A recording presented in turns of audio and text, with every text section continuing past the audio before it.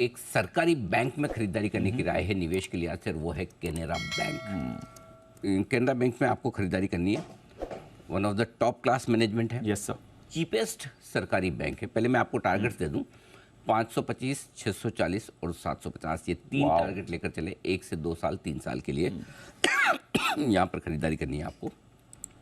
Simple सी चीज़ है, जिन investors को Canara bank में एफडी से दुगुना रिटर्न चाहिए वो शेयर खरीद सकते हैं। ये नहीं कह रहा कि आप एफडी तोड़ के शेयर में खरीद पैसा लगा लें, आपकी मर्जी है।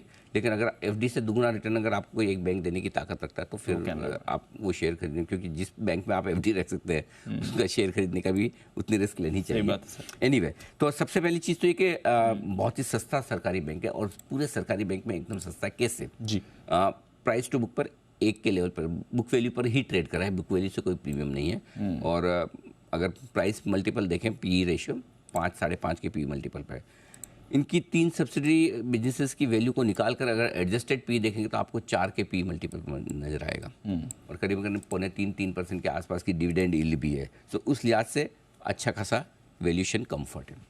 तीसरी बात, इनके पास जो सब्सिडरी बिजनेसेस हैं उनमें ज़बरदस्त वैल्यू है, और 3 बिजनेस ऐसे हैं जिनमें खतरनाक वैल्यू इनकी 10 से 15 हज़ार करोड़ रुपए की वैल्यूशन इनकी सब्सिडरी कंपनी में। कैसे दीप समझिए, एक है कैनरा रोबोको म्यूचुअल फंड, दूसरा है कैनफिन होम्स जो ऑलरेडी लिस्टेड है, और तीसरा है credit card business. Canara Robeco mutual fund का आईपीओ लाने के लिए भी ऑलरेडी बोर्ड ने मंजूर दे दी कि आप प्रोसेस शुरू करिए। वैल्यू अनलॉकिंग की शुरुआत हो चुकी है, ठीक है, और अगर ये वैल्यू अनलॉकिंग और आगे बढ़ती है तो इनका फ़ायदा होगा। तो एक म्यूचुअल फंड वाला बिजनेस, दूसरा क्रेडिट कार्ड बिजनेस है।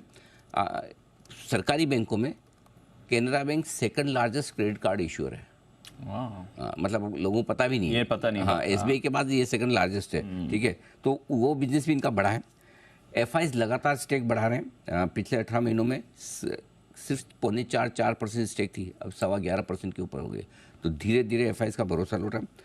एक बहुत इंटरेस्टिंग चीज़ है, टॉप क्लास मैनेजमेंट किसे कहते हैं दीप, वो समझिए, और ये बहुत इंपॉर्टेंट चीज़ है क्वालिटी के लिहाज से। डिजिटलाइजेशन में ये बैंक टॉप पर है, पिछले 2 साल से टॉप रैंकिंग में। कैसे? सरकारी बैंकों में नहीं, सरकारी प्लस प्राइवेट दोनों बैंकों को मिलाकर। इसका मतलब क्या है, अगर बैंक का फोकस डिजिटलाइजेशन को लेकर क्लियर और लीडर है, आगे कॉस्ट एडवांटेज, कॉस्ट बेनिफिट ये सब मिलने वाले। 47 बैंकों के बीच में ये नंबर 1 है। ये तो अननोन चीज है, किसी को कोई आइडेंटिफाई नहीं करेगा। छोटी चीजें होती है ना जो आपको अलग करती है बैंक, राइट, है ना, दूसरे बैंक के। तो ये है मेरा ये मानना है, इसमें आप आराम से एसआईपी करते रहें। हर 7% का फॉल आए वहाँ पर एसआईपी कीजिए। अगर जब भी आपको मिले, आराम से इन्वेस्टमेंट के लिहाज से आपको लेना है, कोई हड़बड़ी कोई जल्दबाजी नहीं है, और धीरे धीरे खरीदते रहिए, चिंता की बात। तो अगर एक सरकारी बैंक मुझे लगता है जो टर्नओवर, और दीप कोई बड़ी बात नहीं है, अगले 3 साल में इसका मुनाफा डबल हो जाए बैंक का, कोई बड़ा आगे के अगले 2 साल आगे के वैल्यूशंस पे आप देखेंगे बहुत अट्रैक्टिव है। और मैं फिर बोल रहा हूँ, अगर मार्केट ठीक ठाक रहा, इकोनॉमी जैसी है, तो ये जो मैं टारगेट आपको दे रहा हूँ 750 रुपये तक, ये बहुत कंजर्वेटिव टारगेट है। क्योंकि अगर 3 साल में बैंक मुनाफा डबल कर सकता है तो स्टॉक का भाव तो दुगना होने में कौन सी बड़ी बात है।